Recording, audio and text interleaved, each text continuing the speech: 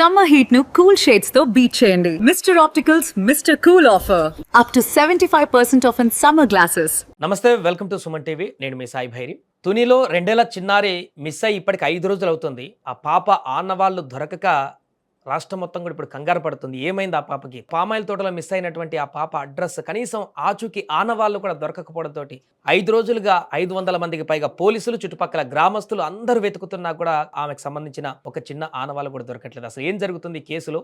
ఇలాంటి కేసులలో ఎలాంటి సెర్చ్ ఆపరేషన్లు జరుగుతాయి? దీనికి సంబంధించి మనం మాట్లాడదాం. మనతో పాటు రిటైర్డ్ పోలీస్ ఆఫీసర్ రెడ్డప్ప గారు జాయిన్ అవుతున్నారు. సార్ నమస్తే. సార్ నమస్కారం అండి. సార్, ఈ తునిలో జరిగినటువంటి ఘటన ఇప్పటికీ స్టిల్ మిస్టరీగా మారింది. అసలు ఏమైంది? కిడ్నాప్ చేశారా, లేకుంటే ఎక్కడైనా మన చనిపోయిందా? చనిపోతే కనీసం దొరకాలి కదా ఆ డెడ్ బాడీ. ఇట్లా రకరకాల ప్రశ్నలు ఉత్పన్నమవుతున్నాయి.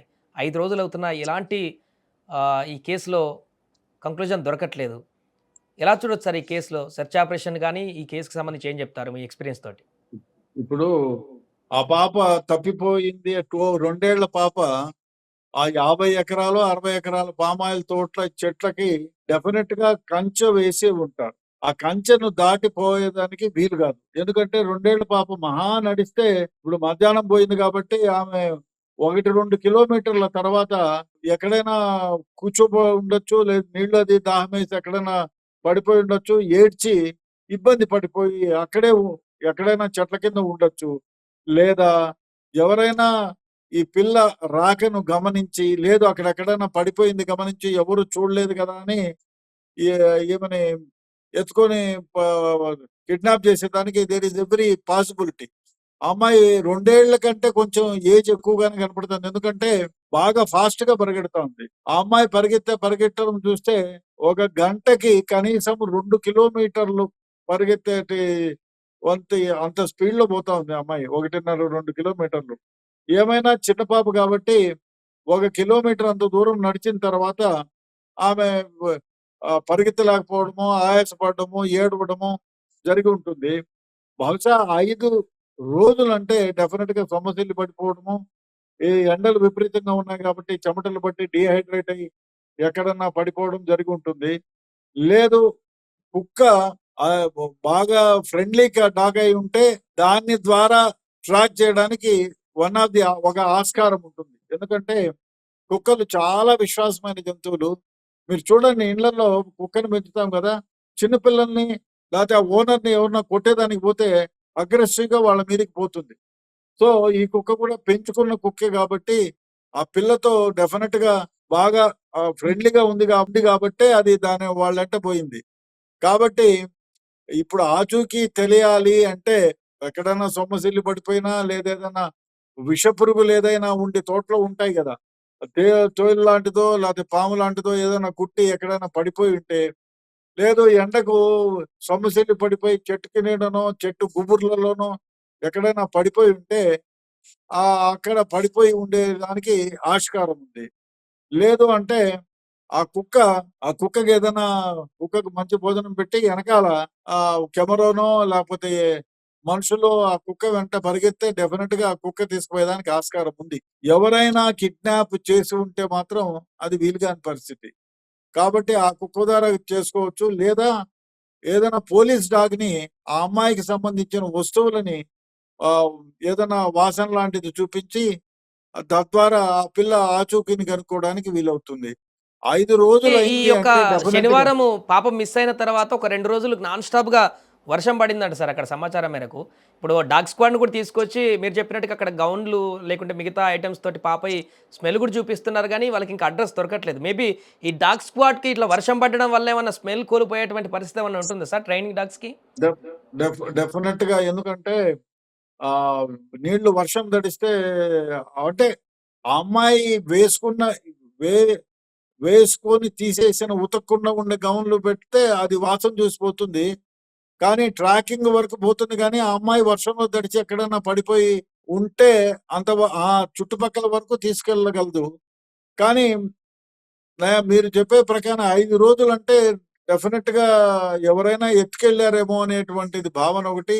రెండోది, ఎక్కడో చెట్ల కింద దాక్కోవడానికి సొమ్మసిల్లి చెట్ల కింద దాక్కొని, అంటే పడిపోయి ఎవరు గుబురుగా ఉండే చెట్ల కింద పడిపోయి ఉంటే చిన్నపిల్లే కదా, బహుశా 2 అడుగులు 3 అడుగుల కంటే హైట్ లేదు ఆ అమ్మాయిది.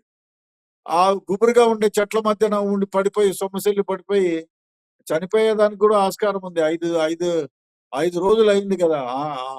చిన్నపిల్లలు 2, 3 గంటలకోసారి పాలో ఏదో ఒకటి తింటా ఉంటారు.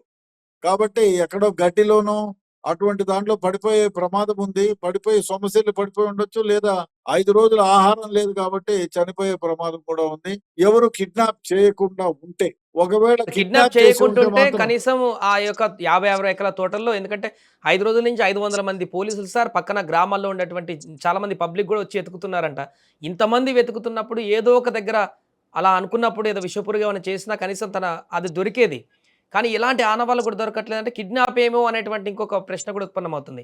బట్ కిడ్నాప్ అవును. అయినా కిడ్నాప్ ఎక్కడో అయ్యి ఊరు దగ్గర ఏదో ఒక సీసీ కెమెరాలో కనపడుతుంది. అడా కూడా కనిపించట్లేదు సార్. అంటే ఇంత ప్లాన్ ప్రకారం చేసేటువంటి అది కూడా ఉంటుందంటారా ఎవరైనా కిడ్నాప్ చేస్తే? కిడ్నాప్ చేస్తే అంటే ఒకటి సీసీ ఫుటేజ్‌లు, కెమెరాలకు ఆ చుట్టుపక్కల ఉండే వాళ్ళకి ఆ కెమెరాల యొక్క ఆలోచన ఉంటే, ఆ కెమెరాలు లేని ప్రదేశంలో నుంచి తప్పించుకొని తీసుకుపోవడానికి ఆస్కారం ఉంటుంది.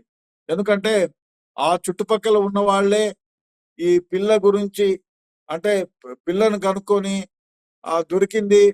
అరే! ఎత్తుకుపోదాం ఎవరికైనా అమ్ముకుంటే 1,00,000, 15 50,000 ఏదో ఇస్తారు కదా! అనే ఉద్దేశ్యంతో ఆ విధంగా ఎత్తుకుపోయే ప్రమాదం ఉంది. లేదు అంటే ఆ పాప ఎక్కడన్నా చిన్న గొయ్యి గాని అట్లాంటివి ఉంటే దాంట్లో పడిపోయి ఉండొచ్చు.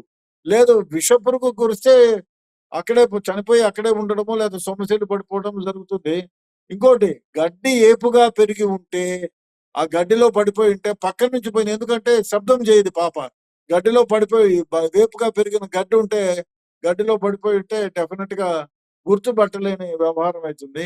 అప్పుడు ఏం చేయాలంటే ఒక 20 మంది కలిసి ఒక్కొక్కళ్ళు ఒక 10 అడుగులు, 20 అడుగులు అట్లా దూరంతో మార్నింగ్ నుంచి ఈవినింగ్ దాకా నెమ్మదిగా వెతుకుతూ పోతే డెఫినిట్‌గా ఒకవేళ కిడ్నాప్ కాకపోతే కనపడే దానికి ఆస్కారం ఉంది. నెమ్మదిగా వెతకాలి. ఇప్పుడు ఈ చెట్లున్నాయి వరుసగా వేసుంటారు. ఈ చెట్ల వెంట ఒకరు, ఈ చెట్ల వెంట ఒకరు, ఇంకో చెట్ల వెంట ఒకరు, మధ్యలో ఒకరు. ఆ విధంగా కూంబింగ్ చేస్తే డెఫినిట్‌గా పాప ఒకవేళ బ్రతికి ఉంటే దొరికే ఇది ఉంది. లేదు చనిపోయినా ఆమె శరీరం కనపడుతుంది డెఫినిట్‌గా. ఆ విధంగా చేయాలి. ఏదో దారుంది కదా! దారింటి పొలోమని పోతే కష్టం. ఆ విధంగా చేయగలిగితే డెఫినిట్‌గా దొరుకుతుంది. కిడ్నాప్ కాకపోయి ఉంటే. ఇప్పుడు సార్ పోలీసుల విచారణలు కూడా మొదటగానేమో ముందుగా అసలు ఈ భార్యాభర్తలకి ఏమైనా గొడవలున్నాయా? వీళ్ళకి ఇంకెవరితోనైనా గొడవలున్నాయా? ఎవరైనా కిడ్నాప్ చేశారా? ఆ కోణంలో కూడా దర్యాప్తు చేసినప్పుడు వీళ్ళకి ఎవరితో గొడవలు లేదు. వీళ్ళు కూడా భార్యాభర్తలు మంచిగా కలిసి ఉంటారనే విషయం పోలీసులకు తెలిసినట్టుగా చెప్తున్నారు సార్. కాబట్టి ఇది కిడ్నాప్ అనే దానికి కొంత స్కోప్ తగ్గిపోయింది. ఆ తర్వాత వెతకడం మొదలుపెట్టారు. అంగుళమంగళం వెతికినా ఎక్కడ కనీసం ఆ ఆనవాళ్ళు కూడా దొరకట్లేదు. దీంతో వాళ్ళకి కూడా ఏం చేయాలో అర్థం కాని పరిస్థితుల్లో డాగ్ స్క్వాడ్‌ని కూడా తీసుకొచ్చినారు. 5 రోజులు అవుతుంది. ఎన్ని రకాల ప్రయత్నాలు చేయాలో డ్రోన్‌లు పెడుతున్నారు. ఫ్లై కెమెరాలు ఎన్ని పెట్టినా దొరకట్లేదు. ఇలాంటి కేసులో జనరల్‌గా పోలీసులు ఇంకా ఏ రకంగా ఆలోచిస్తారు సార్? ఎలాంటి ఇన్వెస్టిగేషన్స్ చేస్తారు? ఇప్పుడు నేను ఈ 30 ఏళ్ళు కాదు 30, 40 ఏళ్ల క్రితం ఒక విషయం చెప్తాను. ఒకళ్ళు కొండల్లోకి తీసుకెళ్ళి మా అదే కక్ష పెట్టుకొని ఒక పెద్ద మనిషిని చంపేశారు. చంపేసిన తర్వాత ఆ మనిషి దొరకలేదు. ఎక్కడో కొండకు పోయి కట్టెలు కొట్టుకోవడానికి పోయి అక్కడే ఉండిపోయినాడు. మిస్సింగ్ అయినాడు. ఏ ఎలుగుబంట్లో లేకపోతే ఏమన్నా తినేసి ఉంటాయి అనే పోలీస్ కంప్లైంట్ ఇస్తే మేము సెర్చ్ పార్టీస్ వాళ్ళ వెంట వెళ్ళారు కొందరు. వాళ్ళని అడిగి ఇంట్రాగేట్ చేసి మొత్తం వెతికాం. ఎక్కడా కనపడలేదు.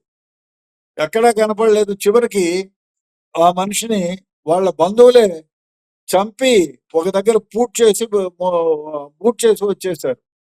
ఎవరు? ఆమె సొంత భార్య, వాళ్ళ అల్లుడే. సో, ఎవరో వాళ్ళే. అప్పుడు ఆ! హ్మ్.